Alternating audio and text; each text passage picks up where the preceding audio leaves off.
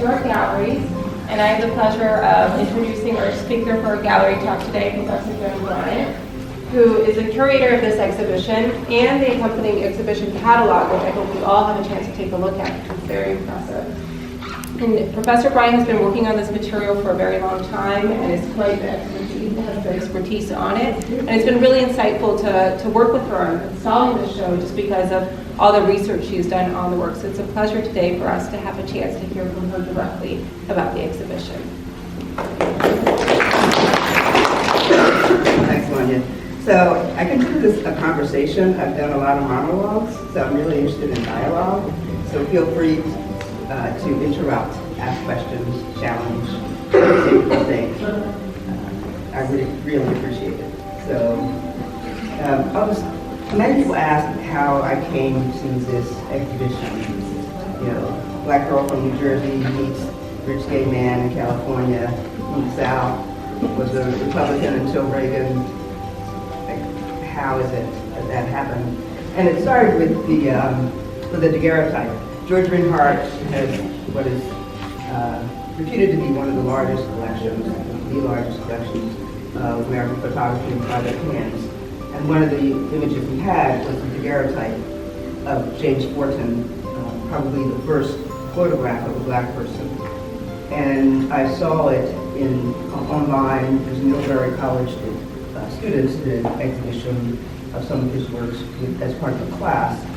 And I contacted the professor, he put me in touch with George, and George kept writing. He said yes, immediately. It was the easiest permission I got, and the most rare document. And then he kept writing, and here we are. That's the nice version of the story. So you can ask me some questions in private. So, I'll start with a question. I always like to start with questions. So the big question, Shaking, is how do media photographs from the Jim Crow era represent black life? And the Jim Crow era that's my framing. I mean, there are many ways to frame this, but I'm a historian in terms of periods, and Jim Crow is the period after slavery that is considered the worst possible time for Black Americans, beginning from the end of Reconstruction to the Civil Rights era. So this exhibition, there's one photograph from 1878, and the last one it goes until 1960. There's one 1965. So, I mean, that's how I entered this material. George has material from then to now. Well, actually, he stopped collecting material from 1970. And he started out as someone who collected 19th century material and then entered the modern era reluctantly as a dealer. He was a big-time dealer in New York City. So in entering this material in this way, I expected to see more images of violence, brutality, lynching. This is bad times for black people. Between 1878 and 1950, some 5,000 black people were lynched. So I expected to see brutality, violence, reflecting the social, political era. And what I saw was, a little bit of that, very little, but a wide range of materials. And because this is a private collection in one of George Rinehart's houses, it's not organized. It's organized by photographers. That's how it's collected by individual photographers from Syracuse, and some large collections. The largest was Underwood and Underwood, the first news photo service. And he bought Underwood and Underwood in 1978, some 2 million items. And that's where most of the photographs of black people are. But they're also scattered throughout the collection. And he just pulled every black image he could find. Some he had to check to see if they were black. One of the things that shows this is Jim Crow era is that none of the photographers are black. There's one Japanese American, and everyone else is white. Okay, so they were not getting jobs in these media outlets. And all those people say, "Oh, we're going to white photographers won. Why did you do that?"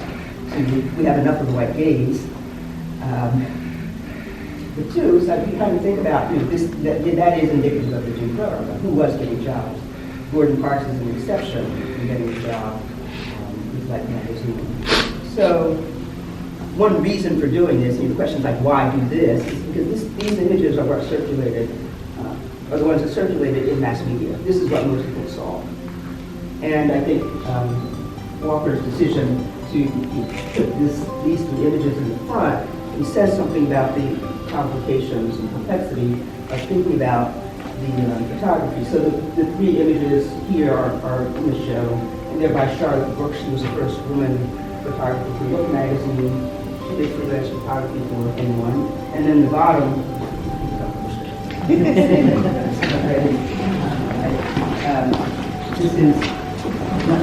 is the magazine here.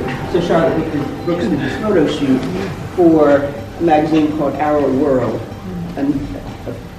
a pictorial magazine for the Negro family. So it's owned and operated, managed by black people, for black, and marketed to black people, and have a white photographer. Even Ebony magazine started out with white photographers. The black photographers couldn't get that kind of work and couldn't sustain themselves in that way. So we need to think about that as one factor as well. We think about what the white gaze is or isn't in that sense. And this is an interesting story, but I can say something about it later. So in thinking about the diversity of the images, I sort of had positive, not theories, but tried to make sense of it by thinking about competing ideas about what it means for a black subject to be modern. What counts as a black subject, as a black topic, or a black person, and what it means for black people to be photographic subjects, but also what it means to make a black subject modern. And there are competing forces here. There's Jim Crow, and anyone who came to the talk will remember this idea that there is a Jim Crow aesthetic, from ridicule, coon images, to there are lots of labor images in the collection. People love to see images of black people working, mostly in menial jobs. So there's that. There's also documentary photography, and there are also art photographers, which is a curious term that later what it means to be an art photographer. But people who subscribe to a modernist aesthetic, a conventional modernist aesthetic, and photograph black people. And there are some of those there as well. So I think about this as someone who actually doesn't do art history or photography. As a way of thinking about historically this idea of modernity and the different configurations of it as they appear in this show. And so I won't go through every darn image or every category, but I'll give you some examples of the complexities that I see if we walk.